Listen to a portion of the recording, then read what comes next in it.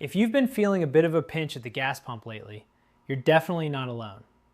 Right now, the world is watching a high-stakes staring contest between Washington and Tehran that's basically holding the global economy hostage. We are currently in May 2026, and while there's been a ceasefire for a few weeks, it feels more like everyone is just holding their breath in a sort of diplomatic purgatory. I will explore why this temporary peace is so fragile in just a moment. Hello and welcome. I am Rick Orban, and you have started watching The Truth Global. All right, first, we need to look at the massive bill Iran just put on the table to end this war. Basically, this whole mess kicked into high gear back on February 28th, when the US and Israel launched surprise strikes that actually killed Iran's then Supreme Leader, Ali Khamenei. Since then, things have been chaotic, to say the least. Fast forward to today, and Iran has sent over a 14-point peace proposal through Pakistan, acting as the middleman. This plan is a three-stage deal that aims to turn the current truce into a permanent end to the war within 30 days. It's a pretty bold move because it tries to flip the script on what the US has been demanding for years. So, what is actually in this 14-point plan? Well, in the first phase, Iran wants the US to lift its naval blockade of Iranian ports, and in return, they'd gradually reopen the Strait of Hormuz. If you think of the strait like a main highway for the world's oil, right now, Iran has it totally blocked off with mines and small boats. They're also asking for guarantees that the US and Israel won't attack them again, and even want war reparations for the damage they've taken. But here's the kicker, and I'll explain why this is a huge sticking point in a bit. The plan basically tells the US to wait until later to talk about the nuclear issue. President Trump, in typical fashion, isn't exactly thrilled with the offer. He told reporters he's not satisfied and can't imagine the plan being acceptable because, in his words, Tehran has not yet paid a big enough price for what they've done to the world over the last 47 years. Trump is essentially looking at this like a bad business deal, where the other side is trying to dodge the most important part, giving up their nuclear capability. He's even called the US blockade very profitable because they've been seizing Iranian oil, jokingly comparing the US Navy to pirates.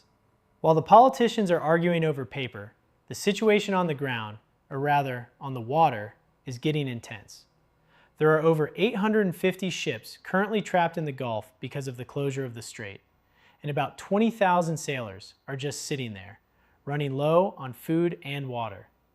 In response, Trump just announced something called Project Freedom. Starting Monday morning, the US plans to guide these neutral ships out of the restricted waters.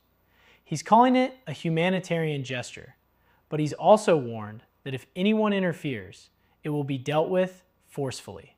This matters to all of us because as long as that strait is closed, oil prices are staying sky high. We're talking over $110 or even $120 a barrel compared to just $65 before the war started. Inside Iran, the economic toll is even worse, with inflation soaring past 50% and many people struggling just to buy food. The US Treasury says their blockade has already stopped $6 billion in Iranian oil exports. So, both sides are feeling the squeeze, but neither wants to be the first one to blink. Stay tuned because I'm about to dive into the specific military tech being moved into the region right now, including some pretty scary hypersonic missiles that could change everything if this ceasefire finally snaps. I will add more details on that in a moment. Now here's the thing. If you thought the first phase of this war was intense, the tech being moved onto the chessboard right now makes those earlier strikes look like a practice round. Basically, we are moving from a standard brawl into a high-tech nightmare, where the weapons are faster than the speed of sound and can hit targets from thousands of miles away. I will explain why this changes the math of the war in a bit, but first, let's talk about the big bird the US just pulled out of its pocket, the Dark Eagle. Think of the Dark Eagle like a car that is so fast the police speed cameras literally can't even see it, let alone snap a picture. It's a hypersonic missile that travels more than 5 times the speed of sound, over 3,800 miles per hour, and it's designed to zigzag in flight to dodge any defense systems. Up until now, the US has been relying on precision strike missiles, but those only have a range of about 300 miles. That was fine for Phase 1, but now Iran has moved its most dangerous equipment deep into the northern mountains, where those old missiles just can't reach. The Dark Eagle has a range of nearly 1,700 miles, meaning nowhere in Iran is safe anymore. And at $15 million per shot, these are the ultimate high-stakes weapons. Now, Iran isn't just sitting there waiting to be hit. They've been upgrading their hide-and-seek game with some pretty serious gear of their own. They recently unveiled a brand new, solid-fueled ballistic missile that can be prepped and fired much faster than their older models. On top of that, they've reactivated their air defenses to handle the waves of reconnaissance drones that have been buzzing their airspace for 20 minutes at a time. While the US has already fired 1,100 cruise missiles in this conflict, Iran's new strategy involves moving their launchers into that rugged, mountainous terrain to make them nearly impossible to find without the most advanced satellite tech. The possible difference between Phase 1 and what's coming next is basically the lethality factor. In the first phase, we saw traditional cruise missiles and airstrikes that caused significant damage, including the assassination of top leaders like Ali Khamenei. But analysts are warning that the next round could be far more deadly because both sides are now using weapons specifically designed to penetrate the best defenses the other side has. It's no longer just about hitting a building. It's about a hypersonic race to see who can strike the most sensitive targets before the other side even knows the missile has been launched. Stay until the end because I'm about to explore the top secret Special Forces mission that President Trump was just briefed on. It involves 1,000 elite troops and a high-risk plan to physically seize Iran's nuclear dust from deep inside their mountain bunkers. This is what I will explore in detail in just a moment. Now, don't you know, Iran has got US arsenal that they are inspecting now. Imagine you're a tech enthusiast and your biggest rival accidentally drops their latest, most expensive smartphone right in your backyard, and it's not even locked. That is basically the situation Iran is in right now after recovering over 15 unexploded American weapons from their territory. We are talking about some of the most high-tech gear in the US arsenal, including the king of all bombs, the GBU-57 Massive Ordnance Penetrator. This thing is a 30,000-pound beast designed to dive deep into the earth to smash underground bunkers. It was supposed to blow up during Operation Midnight Hammer back in June 2025, but for some reason, it just sat there in the dirt, waiting for someone to come pick it up.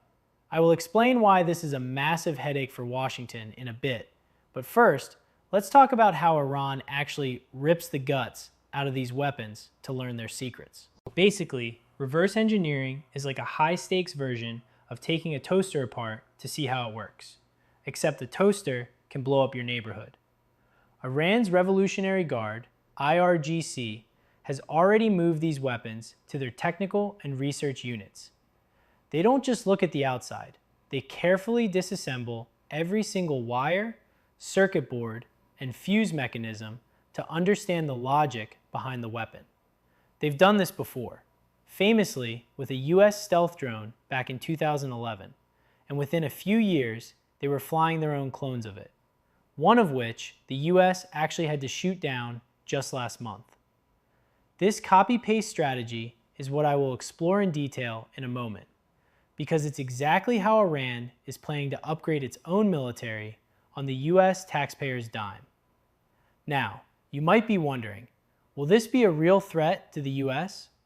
Well, the short answer is a big, fat yes. Even if Iran can't build a perfect copy of the GBU-57, mostly because they don't have the massive B-2 stealth bombers needed to carry it, they can still steal the brain of the bomb.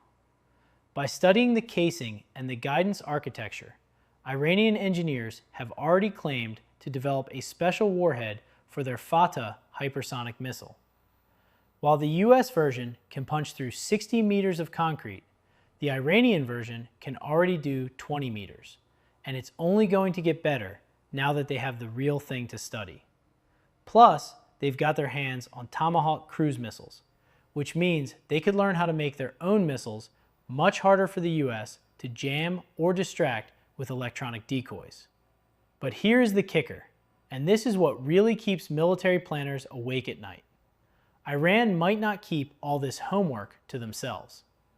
There's a huge risk that they could share these technical blueprints with their big brothers, Russia or China. If that happens, the US loses its technological edge overnight because its best weapons will suddenly have their secrets exposed to every rival on the map. It's essentially like the US gave Iran a master key to their most secure locks. Stay until the end because I'm going to tell you about the new next generation weapons the US is scrambling to build right now just to stay one step ahead of these Iranian copies. I will have more on that for you in a bit. So here's the million-dollar question. Has the US actually run out of the good stuff before the second round even starts? Basically, the answer is a bit of a yes and no situation that has military planners sweating. Imagine you've got a pantry full of snacks for a month, but you invited the whole neighborhood over for a party on night one. You're not starving yet, but those top shelf name brand cookies are almost gone.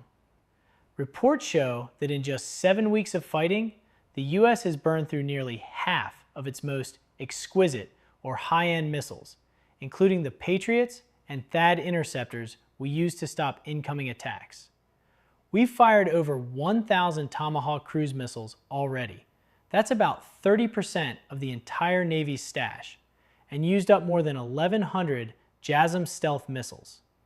Even the terrifying GBU-57 bunker busters are estimated to be almost totally used up, which is a massive problem because those are the only things that can reach Iran's deepest underground secrets. Now, President Trump is projecting total confidence, saying the US has a virtually unlimited supply and can fight forever if it has to. But here's the kicker. While the US has enough to keep the lights on for this specific fight against Iran, the pantry is looking dangerously bare if a bigger bully, like China, decides to jump in. Experts call this the empty bin problem, and I'll explain how the US plans to fix it in just a second. So, how does the US plan to achieve its goals with a half-empty toolbox? Well, they're basically switching to Plan B, which involves using cheaper, generic brand weapons for the grunt work.